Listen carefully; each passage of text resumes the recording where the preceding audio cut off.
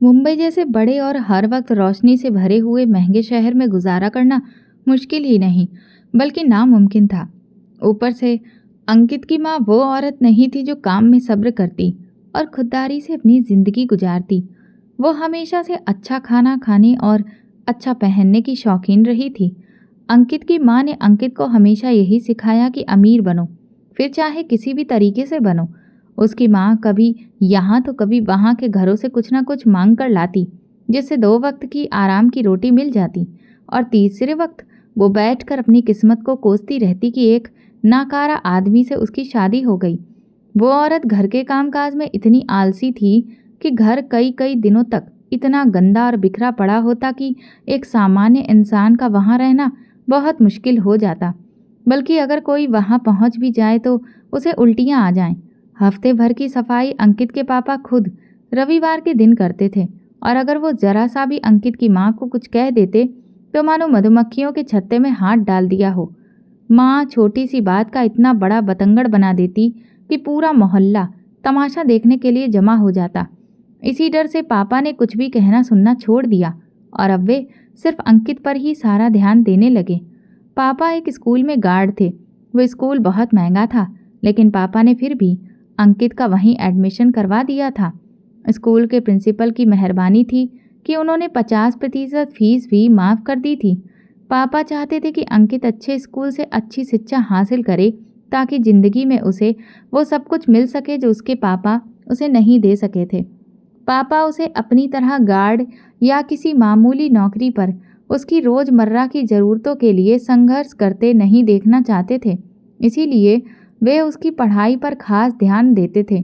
लेकिन अंकित ने सीखा वही जो उसकी माँ ने उसे सिखाया और समझाया था। वो अपनी माँ की तरह कामचोर होता चला गया और चाहता था कि उसे कोई भी काम ना करना पड़े और पैसे और अच्छा खाना भी फ्री में मिलता रहे, जैसे उसकी माँ चाहती थी। एक बार मोहल्ले की एक औरत ने माँ से कहा, मैं तुम्हें किसी बड़े घर में काम दिलवा देती हूँ। साफ सफाई का काम है, कमाने लगोगी तो अच्छे से गुजर बसर होने लगेगी। लेकिन माँ ने साफ इनकार कर दिया। वो अपने घर को ही साफ नहीं रखती थी तो फिर किसी और के घर को कैसे रखती? और जब सब कुछ बिना मेहनत के ही मिल सकता था तो फिर काम करने और खुद को थकाने की ज़रूरत ही क्या थी? मोहल्ले में माँ जैसी ही एक और औरत थी जिसका मकसद भी सिर्फ मांग मांग कर जिंदगी गुजारना था। वो और माँ हर हफ्ते सुबह निकल जाती और शाम को वापस आती तो ढेर सारा सामान और कुछ हजार रुपए साथ लाती थी। वे दोनों अमीर इलाकों में जाकर अपनी मजबूरियां बता बताकर झूठ मूठ में अपने बच्चों और पतियों के कैंसर जैसी बीमारियों का रोना रोकर राशन और पैसे ऐंठ लाती थी। वे बाकायदा भिखारी बनती जा रही थी। जब उनकी सहेली की बेटी के पास कहीं से टच मोबाइल आ गया तो जैसे पैसों की गड्डियां लग गईं। माँ और उनकी सहेली अब डिजिटल भिखारी बन गई थी, जो फ़ोन पर लोगों के सामने रोती और अपने इनबॉक्स में जाकर अपनी मुश्किलों के बारे में बताती और कुछ दिल के अच्छे लोग उन्हें पैसे भेजकर मदद कर देते थे। अपनी खुददारी बेचकर माँ ने अच्छा खाना और कपड़े पहनना बेहतर समझा और यही सब अंकित भी सीखने लगा। अगर अंकित के पापा माँ को ऐसे काम करने से रोकते तो वो उल्टा उन पर चढ़ पड़ती। इसीलिए अंकित के पापा अब बस उसका ही ख्याल रखते और उसे एक अच्छा इंसान बनाने की कोशिश करते रहे, मगर वे इसमें सफल नहीं हो सके। इंसान के अंदर अच्छाई और बुराई दोनों होती है, लेकिन बुराई का रास्ता ज़्यादा आसान होता है। तो अंकित भी बुराई के रास्ते पर ही चल निकला। जब वो 5वीं कक्षा में था तब उसके क्लासमेट के बैग से पैसे चुराने पर उसे स्कूल से निकाल दिया गया और पापा की नौकरी भी चली गई। पापा उस दिन बहुत रोए थे, ये सोचकर कि वे अंकित की अच्छी परवरिश नहीं कर सके, मगर फिर भी उन्होंने हार नहीं मानी। उन्होंने अंकित का सरकारी स्कूल में दाखिला करवाया और खुद चिप्स का ठेला लगाने लगे। वे अंकित की पढ़ाई में कोई समझौता नहीं करना चाहते थे, लेकिन अंकित का मन अब पढ़ाई में लगता ही नहीं था। वो हर वक्त अमीर बनने के बारे में सोचता और कोई ऐसा तरीका तलाशता जिससे वो रातों रात लखपति बन जाए, और फिर उसे वो तरीका मिल ही गया। अंकित की दोस्ती मोहल्ले के कुछ आवारा और बदमाश लड़कों से हो गई थी जो हर गैर कानूनी काम में शामिल होते थे। तभी अंकित ने सिर्फ 13 साल की उम्र में उन लड़कों के साथ मिलकर अपनी जिंदगी की पहली बड़ी वारदात की और उसका नतीजा भी सामने आ गया। अंकित पकड़ा गया, जबकि बाकी लड़के पैसा लेकर भाग चुके थे। अंकित बैंक की सीसीटीवी फुटेज में दिख रहा था, इसीलिए उस पर जुर्म साबित हो गया, मगर नाबालिग होने की वजह से उसे कम सजा सुनाई गई। पापा उसकी इन हरकतों को सहन नहीं कर पाए। बहुत बर्दाश्त करने के बावजूद एक दिन उन्हें दिल का दौरा पड़ा और घर में भी उनका देहांत हो गया। अंकित उस समय जेल में था जब उसके पापा का निधन हुआ। उसे थोड़ी देर के लिए अपने पिता की अंतिम विदाई में शामिल होने के लिए लाया गया था। जब उसकी सजा पूरी हुई और वो घर आया तो उसके पैरों तले ज़मीन खिसक गई। घर हमेशा की तरह बिखरा पड़ा था। उसे संभालने वाला जा चुका था। बची थी उसकी माँ, जो बुखार से तपती हुई बेहोश पड़ी थी। अंकित भागकर मोहल्ले के डॉक्टर को बुला लाया, जिन्होंने माँ को दवाइयाँ दी। तब जाकर उनकी हालत थोड़ी बेहतर हुई। पापा के जाने के बाद माँ को समझ आया कि अकेलेपन का मतलब क्या होता है, क्योंकि माँ की सबसे अच्छी सहेली, जिसके साथ वो मिलकर मांग मांग कर खाती थी, उसकी बेटी ने बहुत बड़ा हाथ मार दिया था। उसने एक अमीर लड़के को अपने प्यार के जाल में फंसाकर उससे शादी कर ली थी और अपनी माँ को भी अपने साथ ले गई थी। जिस लड़के को उसने फंसाया था, उसके पास बहुत बड़ा बंगला था। उस बंगले में पहुंचने के बाद माँ की सहेली ने कभी भी पलटकर उनकी खबर नहीं ली थी। माँ ने बुखार की हालत में भगवान से सिर्फ एक ही शिकायत की थी, काश उनके यहाँ बेटा नहीं बेटी हुई होती तो वो भी अपनी बेटी के जरिए एक अमीरों वाली जिंदगी जी पाती, जो अब अंकित के साथ तो बहुत मुश्किल लग रही थी। जेल से आने के बाद अंकित बहुत बदला बदला सा था और वो मेहनत करके कमाने की कोशिश करने लगा था। उसने अपने पापा का चिप्स वाला ठेला लगाना शुरू कर दिया था, जिससे 2 वक्त का खाना उन दोनों माँ बेटे को मिल जाया करता था।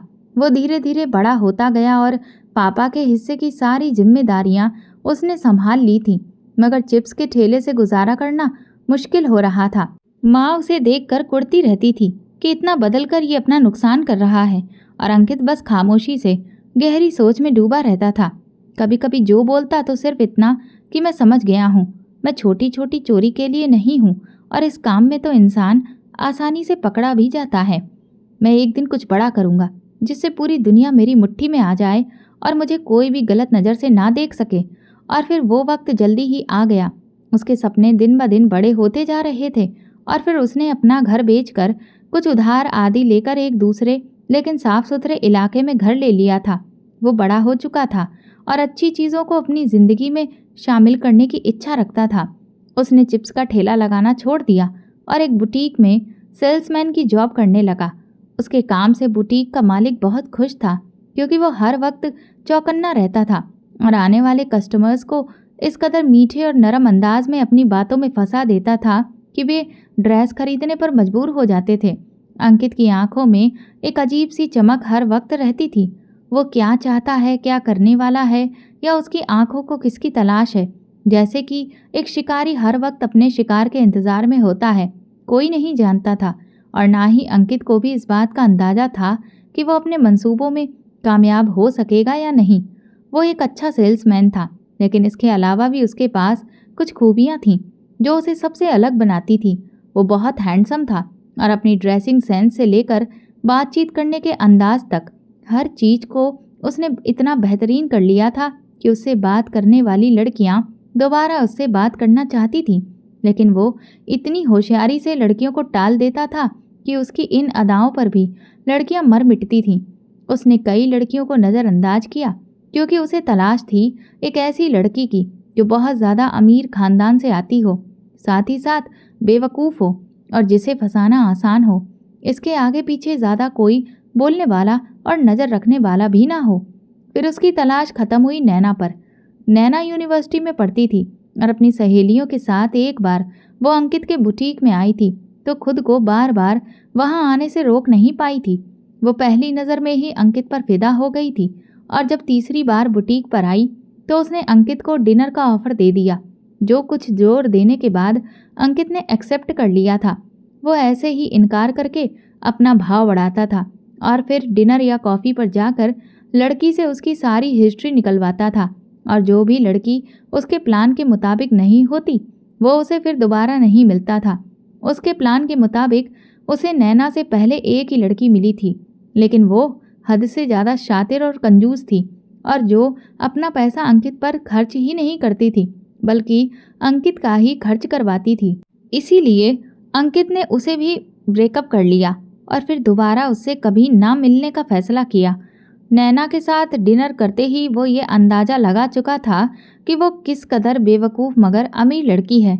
नैना के मरे हुए बाप ने अपनी जायदाद का सब कुछ नैना के नाम पर ही छोड़कर गया था। उसके पास रिश्तों के नाम पर सिर्फ एक छोटी बहन थी जो दूसरे देश में पढ़ रही थी। नैना अपने कई एकड़ में फैले बंगले में नौकरों की एक बड़ी फौज के साथ अकेली रहती थी और पहली मुलाकात में ही वो अंकित के लिए जितने भी कीमती गिफ्ट लाई थी उन्हें देखकर अंकित की आंखें हैरानी से फैल गई थीं। अंकित को आखिरकार वो लड़की मिल ही गई थी जिसे वो बरसों से अपने सपने पूरे करने के लिए ढूंढ रहा था। वो नैना की सारी जायदाद हथियाना चाहता था और यह उसके लिए आसान भी था क्योंकि नैना के आगे पीछे सवाल करने वाला कोई भी नहीं था और ना ही उसका गिरेबान पकड़ने वाला। उसने नैना को धीरे धीरे शीशे में उतारना शुरू कर दिया और नैना भी उसकी मोहब्बत के जाल में फंसने लगी थी। अंकित का पहला मकसद एक पॉश एरिया में आलीशान घर था। इसके लिए भी उसने तगड़ी प्लानिंग कर रखी थी। उसने अपनी माँ को सारी बातें डिटेल में बताकर अपने साथ शामिल कर लिया था। माँ भी तो हमेशा से लग्जरी लाइफ जीना चाहती थी, इसीलिए वो खुशी खुशी वो सब कुछ करने लगी जो अंकित कहता गया। अंकित ने एक दोस्त की मदद से एक सरकारी अस्पताल में माँ को एडमिट करवा दिया और 4 दिन तक नैना से नहीं मिला, ना ही उसका फ़ोन उठाया और ना ही बुटीक पर गया। नैना तो इन 4 दिनों में पागल सी हो चुकी थी और सिर्फ 4 दिनों में ही उसने 400 चक्कर अंकित के घर के लगाए थे जिस पर बड़ा सा ताला लगा हुआ था। नैना को समझ में ही नहीं आ रहा था कि वहाँ वो किससे पूछे और जब उसने पास की दुकान से पूछा तो दुकानदार ने अस्पताल के बारे में बता दिया। ये सुनकर नैना के तो होश उड़ गए थे। वो गाड़ी दौड़ाती हुई अस्पताल पहुंची जहाँ की हालत देखकर ही उसे उल्टियाँ आने लगी थीं, मगर अंकित के पास पहुंचने के लिए उसने सब कुछ बर्दाश्त किया और नर्स के बताए रास्ते से वो वार्ड तक आ गई जहाँ माँ एडमिट थी। अंकित को भी उसके आने के बारे में पहले ही पता चल चुका था, इसीलिए उसने अपनी आंखें लाल कर ली थीं और रोने की एक्टिंग करने लगा था। वार्ड की हालत इतनी बुरी थी कि नैना से एक पल के लिए भी वहाँ पर खड़ा नहीं हुआ गया और वो अंकित को बाहर आने का कहकर भागती हुई नीचे जाकर अपनी गाड़ी में बैठ गई और तेजी से निकल गई। वो कभी ऐसी गंदी जगह पर नहीं आई थी, इसीलिए उसका दिल खराब हो रहा था। थोड़ी ही देर में अंकित उसके साथ आकर बैठा तो वो बेचैनी से बोली, मैं कितने दिन से तुम्हें फ़ोन कर रही हूँ, तुम्हारा नंबर बंद आ रहा है और ये सब क्या है अंकित? तुम्हें पता है मैं तुम्हारे बिना नहीं रह सकती। मैं पागलों की तरह तुम्हें तलाश करती घूम रही थी। उसके लहजे में बेचैनी महसूस करके अंकित का दिल मुस्कुरा उठा, मगर चेहरे पर मासूमियत दिखाते हुए वो बोला, तुम जानती हो मेरा घर कितने गंदे इलाके में है।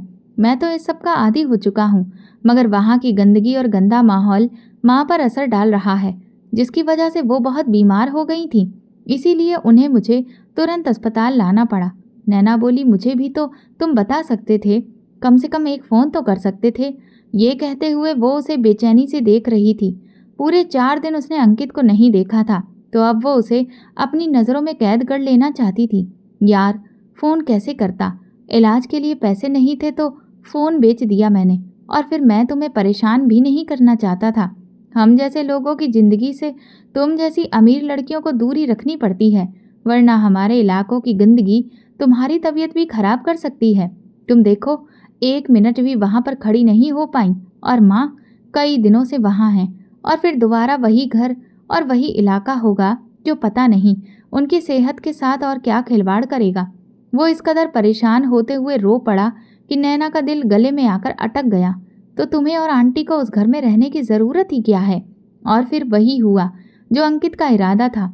नैना ने अंकित को घर दिलवा दिया, जिस पर अंकित ने उसे बहुत मना किया ताकि नैना उसे लालची न समझे, और इस तरह से बिना कुछ किए अंकित को एक आलीशान इलाके में एक शानदार बंगला मिल गया था। माँ और अंकित की खुशी का तो कोई ठिकाना ही नहीं था। उनके सपनों का घर उन्हें मिल चुका था। उन्हें और क्या चाहिए था? लेकिन नहीं, उन्हें अभी भी बहुत कुछ चाहिए था, और वे धीरे धीरे नैना से और भी बहुत कुछ लेने के इरादे बना चुके थे। घर के बाद अंकित का अगला इरादा गाड़ी हासिल करने का था। अंकित के पास इस्तेमाल के लिए एक मोटरसाइकिल थी जो उसने बहुत समय पहले ली थी और अब वो तकरीबन फटीचर हालत में पहुंच चुकी थी। अंकित ने अपनी अगली चाल चली और बहुत ही घटिया मॉडल की 0 मीटर गाड़ी हासिल कर ली थी। अंकित ने जानबूझकर अपनी मोटरसाइकिल को यूं ही चलते चलते गिरा दिया। वैसे ही अंकित को कोई खास चोट भी नहीं लगी और मोटरसाइकिल भी कबाड़ा हो गई। वो अस्पताल में था जब नैना रोती हुई उससे मिलने आई। क्या हो गया तुम्हें अंकित? ध्यान रखा करो तुम अपना, तुम मेरी जिंदगी हो। नैना उसका हाथ पकड़े हुए रोए जा रही थी। मैं तो ध्यान रखता हूँ, मगर मेरी मोटरसाइकिल का तो तुम्हें पता है, बाबा आदम के ज़माने की है वो, और अब तो वो बिल्कुल कबाड़ा भी बन चुकी होगी। मगर मैं उसे ठीक करवाऊंगा, भले ही वो कहीं किसी से भी टकरा जाए। आखिरकार है तो मेरी ही मोटरसाइकिल, मेरी एकमात्र सवारी। वो हंसते हुए बोला, लेकिन साथ ही साथ नज़रों से नैना के चेहरे को भी टटोल रहा था। तो ज़रूरत ही क्या है एक फटीचर सी मोटरसाइकिल चलाने की, बल्कि उसे ठीक करवाने की भी कोई ज़रूरत नहीं है। और फिर वही हुआ, हमेशा की तरह, वही जो अंकित चाहता था। नैना ने उसे नई गाड़ी भी दिलवा दी थी, जिसमें बैठकर वो इतना खुश हुआ जिसकी कोई हद नहीं थी। वो शॉर्टकट तरीका तलाश कर चुका था बिना मेहनत के आलीशान जिंदगी जीने का। धीरे धीरे वो अपनी ज़रूरत की बहुत सी कीमती चीज़ें नैना से लेता चला गया। वो अंकित, जिसके पास पहले सिर्फ कुछ 1000 रुपए होते थे, अब उसका बैंक बैलेंस करोड़ों में हो गया था, और माँ के पास सोने और हीरे के तरह तरह के गहने और जेवरात थे। शादी की बात पर वो नैना को टालता जा रहा था और उसे लूट रहा था। फिर एक दिन उड़ती उड़ती खबर आई कि नैना की बहन इस सब के बारे में जान चुकी है और भारत आकर सारा हिसाब किताब करना चाहती है। अंकित काफ़ी समय से नैना के साथ था। इतने में वो ये जान चुका था कि नैना की बहन उससे छोटी है और नैना से ज़्यादा चालाक और समझदार है। उससे बचकर रहने में ही भलाई है। इसलिए अंकित ने फैसला किया कि जितना लूट चुका है बस उसी में गुजारा करे और ये सब लेकर इस शहर से फरार हो जाए। नैना की बहन के आने से पहले ही वो घर, गाड़ी और प्लॉट जो नैना ने उसे खरीद कर दिए थे, सब बेचकर बिना नैना को बताए अपनी माँ को लेकर शहर छोड़ चुका था। और इधर पीछे उसे पागलों की तरह प्यार करती नैना का क्या हुआ होगा, ये जानना भी वो नहीं चाहता था, क्योंकि उसे नैना से बिल्कुल भी प्यार नहीं था। उसे जिस चीज़ से मोहब्बत थी वो नैना से ले चुका था। तो अपना रास्ता पकड़कर वो चला गया। दूसरे शहर जाकर उसने अच्छा सा घर और गाड़ी दोबारा ली और अपना बिजनेस शुरू करने का सोचा। लेकिन उसे सिर्फ छल करना और लोगों को लूटना आता था, बिजनेस करना नहीं। इसलिए उसका पहला बिजनेस बुरी तरह से डूबा और अच्छा खासा नुकसान भी हुआ। लेकिन वो नैना से इतना कुछ लूट चुका था कि वो नुकसान उसे ज़्यादा महसूस नहीं हुआ। बिजनेस में नुकसान के बाद उसने फैसला किया कि वो किसी विदेश में काम करेगा। उसने अमेरिका जाने के बारे में सोचा। पैसा तो उसके पास बहुत ज़्यादा था, तो उसका वीज़ा वगैरह जल्दी ही लग गया और फिर वो अमेरिका पहुंचा। 1-2 स्टोर्स पर उसने काम किया, लेकिन जब उसकी जेब में इतना पैसा था तो वो काम करता क्यों? इसीलिए उसने काम छोड़ दिया और अपनी पुरानी चाल पर आ गया। वो सोच रहा था कि अगर वो यहाँ भी किसी लड़की को फंसाकर उससे शादी कर ले तो ना सिर्फ अमेरिका की नेशनलिटी मिल जाएगी, बल्कि दौलत भी और ज़्यादा बढ़ जाएगी। उसने अपनी खोज शुरू कर दी और फिर ऐसे ही कुछ ही दिनों के बाद उससे वो टकराई, जिसे देखकर वो देखता ही रह गया था।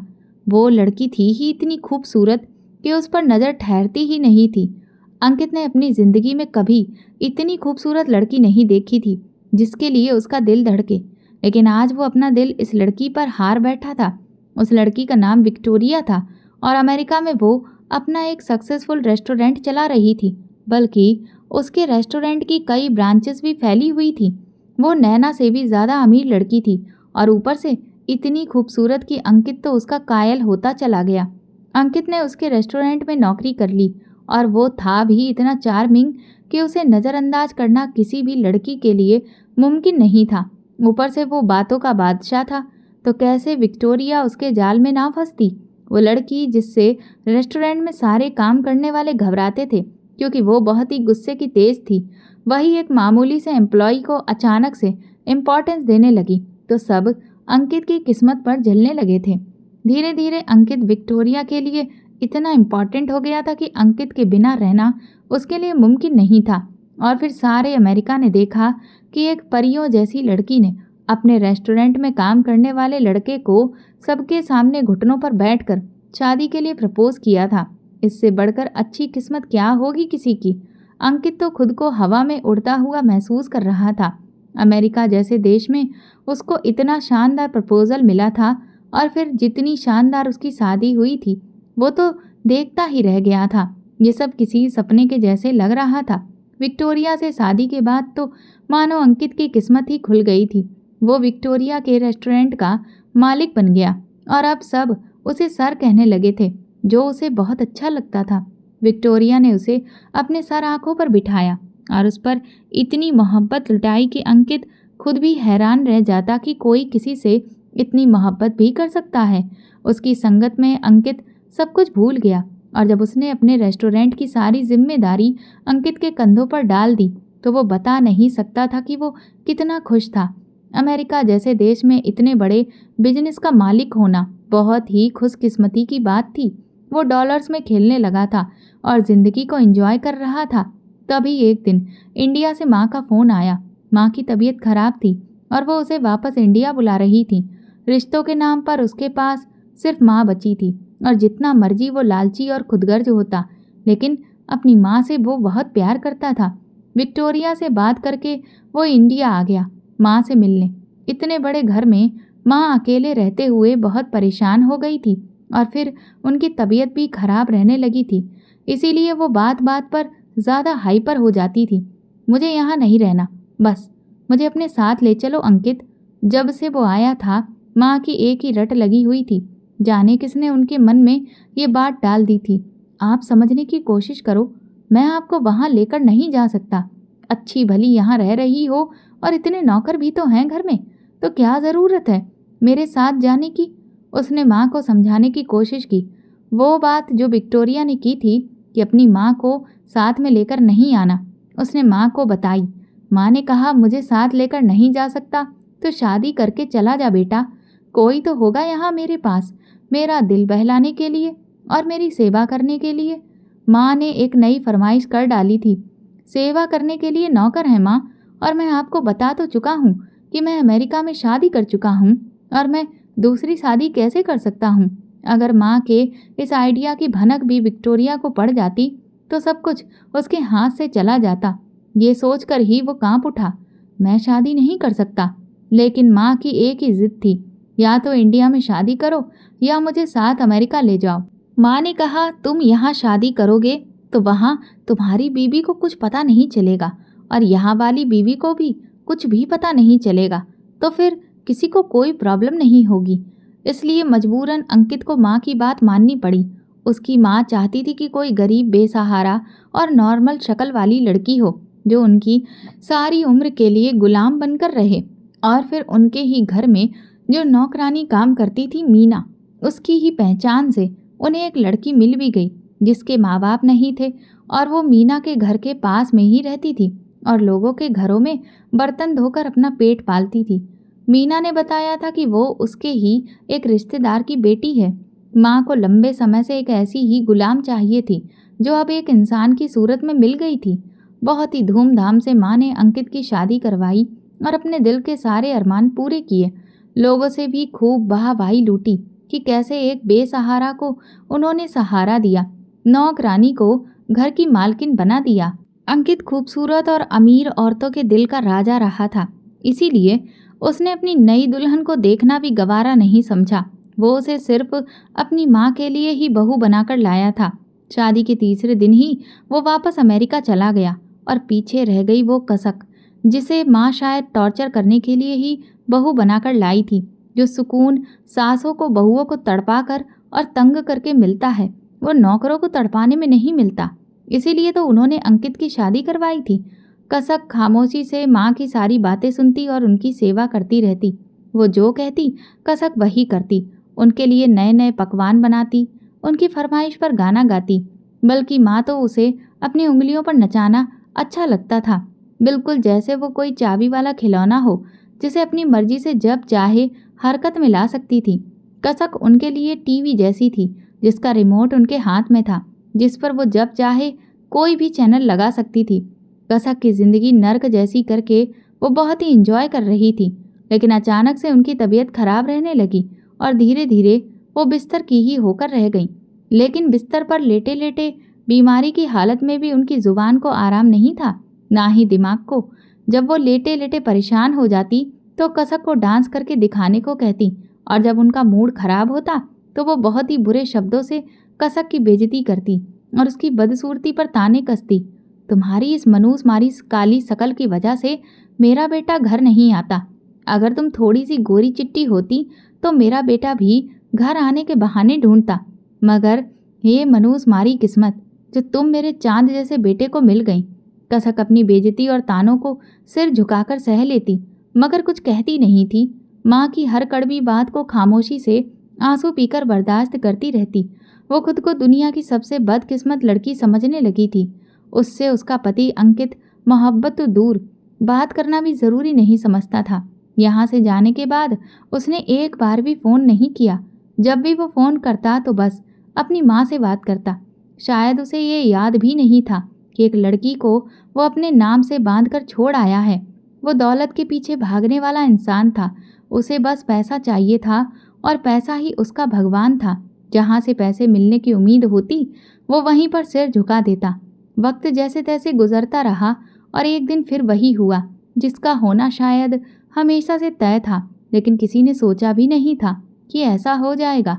खासकर माँ को तो कभी सपने में भी इस बात का ख्याल नहीं था कि वो अपनी आंखों से कुछ ऐसा देखेंगी जो उन्हें हैरान कर देगा।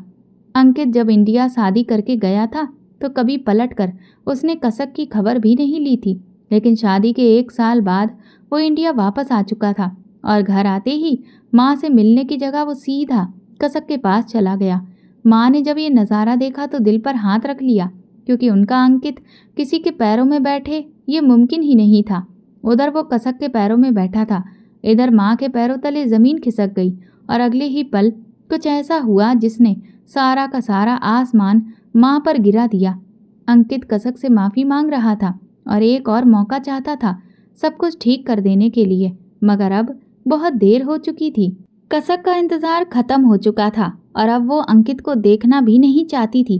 कयामत तो उस वक्त माँ और अंकित पर टूटी जब कसक ने अंकित को जोर का धक्का दिया और कहा, बहुत देर से आए हो अंकित, और तुम्हें अकल आते आते भी देर हो गई, क्योंकि मैं अपना काम कर चुकी हूँ। अब अपना सामान उठाओ और अपनी माँ को लेकर यहाँ से दफ़ा हो जाओ मेरे घर से। कसक की आवाज़ में आज वो तेजी थी जिसने माँ और अंकित दोनों को हिलाकर रख दिया। तुम होती कौन हो हमें इस घर से निकालने वाली? ये मेरा घर है और मेरे नाम पर है। तुम मुझे नहीं बल्कि मैं तुम्हें इस घर से निकालूंगी। माँ अब भी व्हील चेयर पर थी, लेकिन उनकी ज़ुबान हमेशा की तरह स्पीड में चल रही थी। मुझे टॉर्चर करने और परेशान करने से अपना दिमाग हटाया होता तो पता चलता ना कि बैंक के चेक के साथ मैंने तुमसे घर के पेपर्स भी साइन करवा लिए हैं। बल्कि सिर्फ पेपर्स ही नहीं, बैंक बैलेंस और जो कुछ भी लॉकर्स में था उन सब में से तुम्हारे पास अब कुछ भी नहीं बचा है। वो इतनी रुला देने वाली मुस्कान के साथ बोली कि अंकित बड़ी मुश्किल से अपना गुस्सा कंट्रोल कर पाया।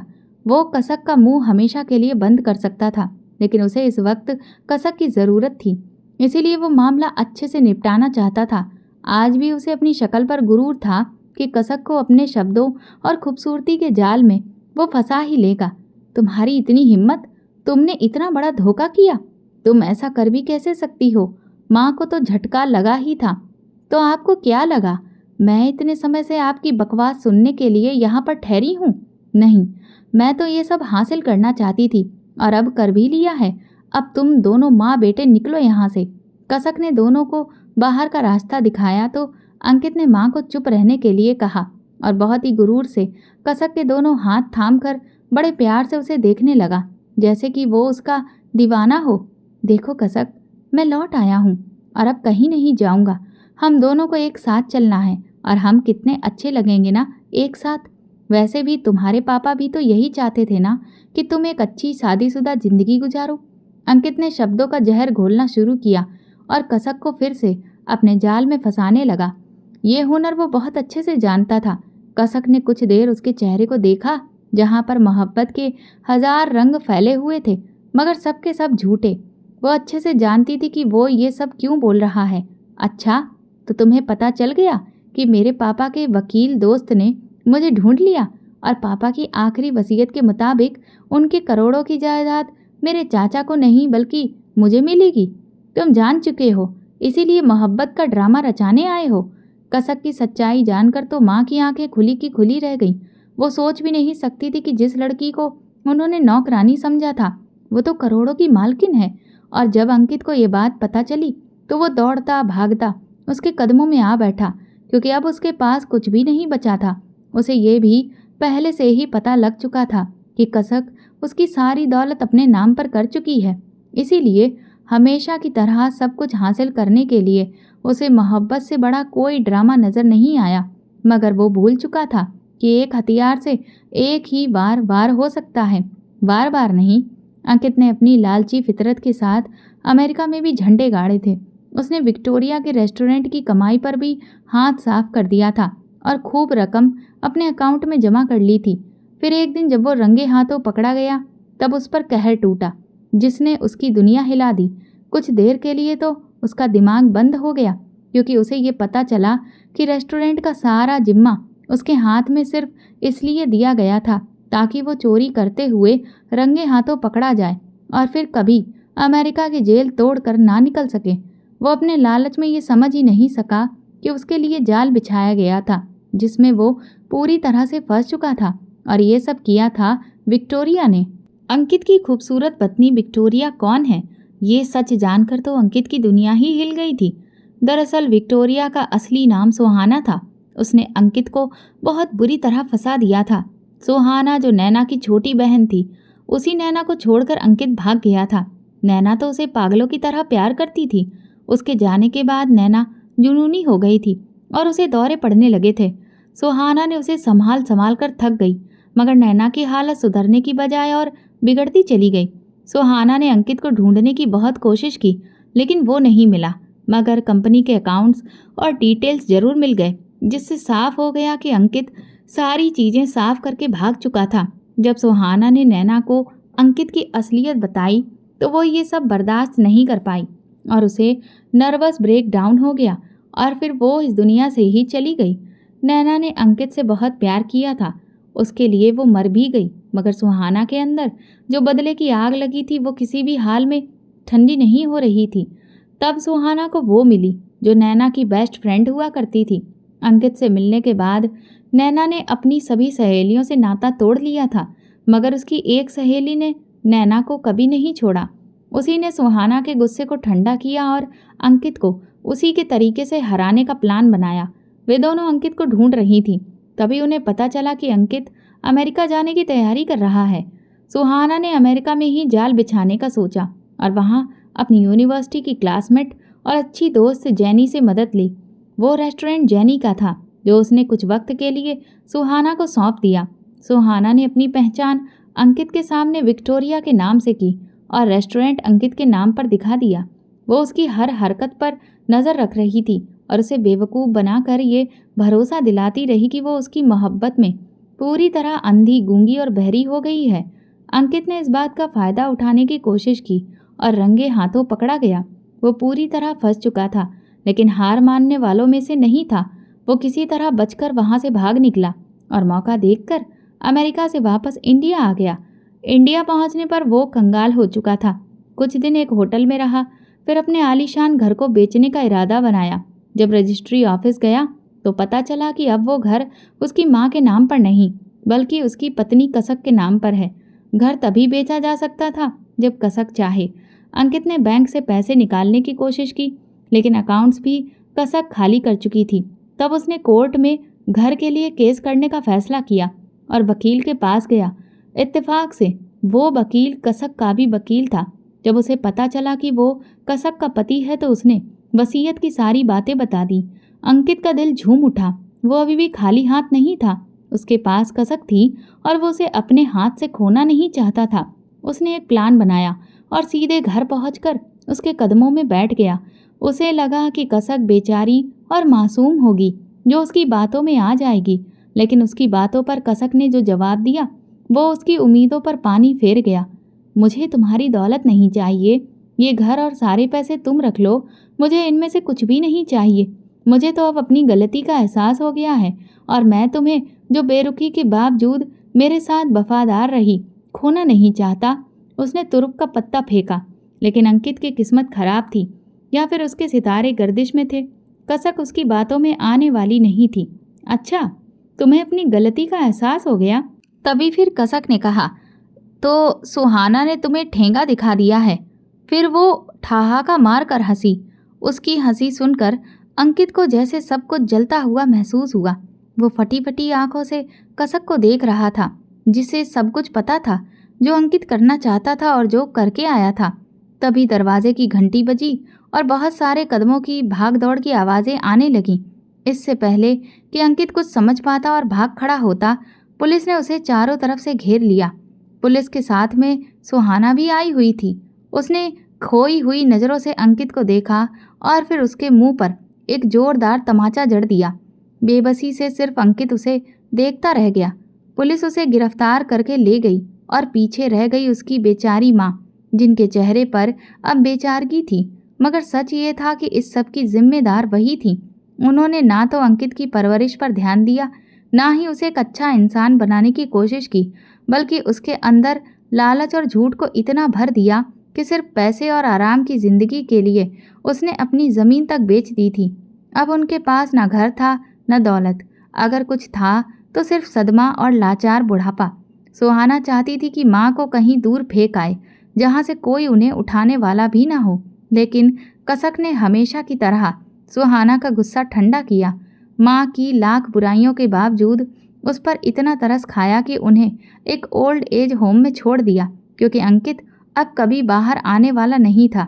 अब माँ को वहीं रहकर अपने किए पर पछताना था, अपने बेटे को याद करते हुए और एक एक दिन तन्हाई में बिताते हुए। कसक और सुहाना जब सब निपट गया तो दोनों के चेहरे पर सुकून था कि नैना को इंसाफ दिला दिया।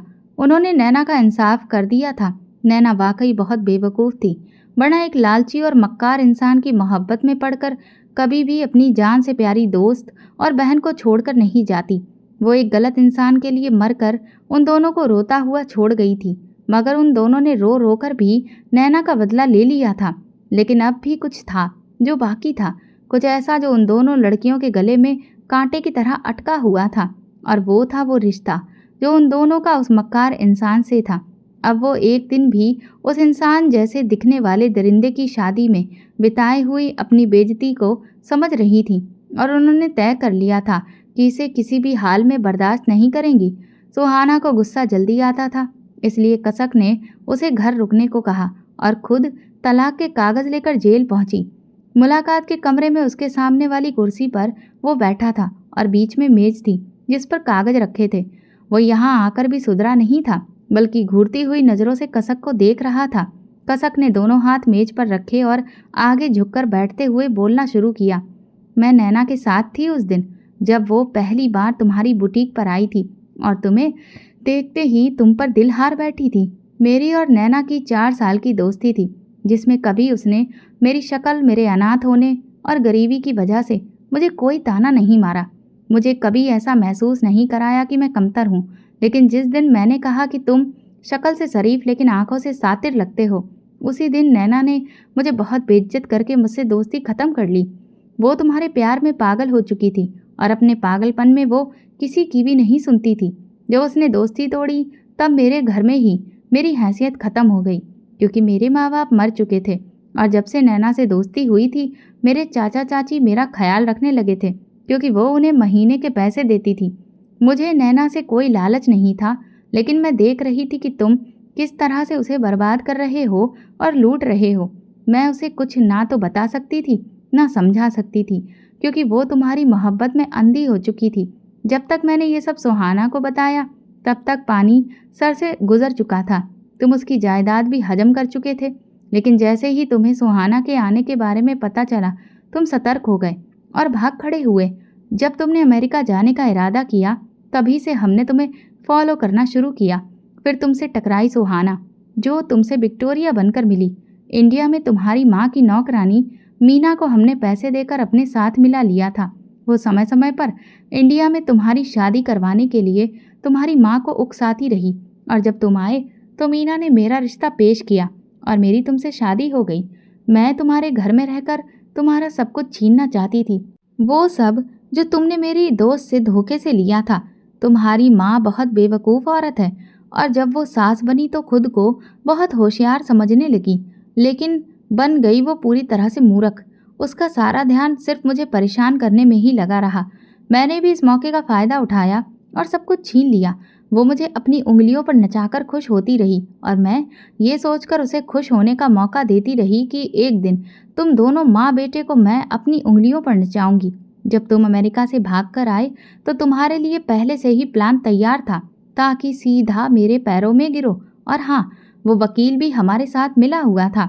नैना मेरी सहेली थी जो तुम्हारे लिए मर गई और अब मैं पूरी कोशिश करूंगी कि तुम इस जेल में और तुम्हारी माँ ओल्ड एज होम में सस्ती से सस्ती मौत मरो। वैसे भी मैंने तुम्हारी माँ को ऐसी दवाइयाँ खिलाई हैं कि अब जब तक वो जिंदा रहेंगी अपने पैरों पर खड़ी नहीं हो सकेंगी। बेचारी बूढ़ी औरत ऊपर से मोहताज होकर जिंदगी जिएगी। तुम दोनों को तो शर्म अब भी नहीं आई होगी, ना ही तुम दोनों को अपने किए पर कोई पछतावा होगा, क्योंकि तुम दोनों इंसान ही नहीं हो। मैं तुम्हें इंसान मानती भी नहीं, क्योंकि एक अच्छा इंसान गलती या गुनाह के एहसास के बाद पछताता है, माफ़ी मांगता है, मगर शैतान कभी ऐसा नहीं करता। और तुम दोनों वो शैतान हो जिन्हें कैद में ही रखा जाना चाहिए।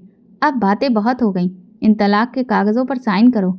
तुम्हारी पत्नी होना किसी कलंक से बढ़कर कुछ नहीं है। अंकित गुस्से से उसे देखता रहा, लेकिन कुछ कर भी नहीं सकता था, मगर दिल में इरादा कर चुका था कि जब वो यहाँ से निकलेगा तो इन दोनों को सबक सिखाएगा। मगर वो खुद को ये तसल्ली दे रहा था कि वो जेल से निकलेगा, वरना जितना पक्का काम कसक और सुहाना ने कर दिया था वो सारी जिंदगी यहाँ से नहीं निकल पाएगा। जब कसक उससे कागजों पर साइन करवाकर बाहर निकली तो उसकी गर्दन गर्व से ऊंची थी और आत्मा में सुकून। वो अपनी सहेली को इंसाफ दिला चुकी थी और आज वो बहुत खुश थी। तो दोस्तों, अगर आपको हमारी कहानी पसंद आई हो तो कमेंट करके ज़रूर बताएं और वीडियो को लाइक करें और ज़्यादा से ज़्यादा शेयर करें। अगर आप चैनल पर नए हैं तो सब्सक्राइब ज़रूर करें और नोटिफिकेशन बेल दबाएं ताकि अगली अपडेट सबसे पहले आपको मिले। धन्यवाद।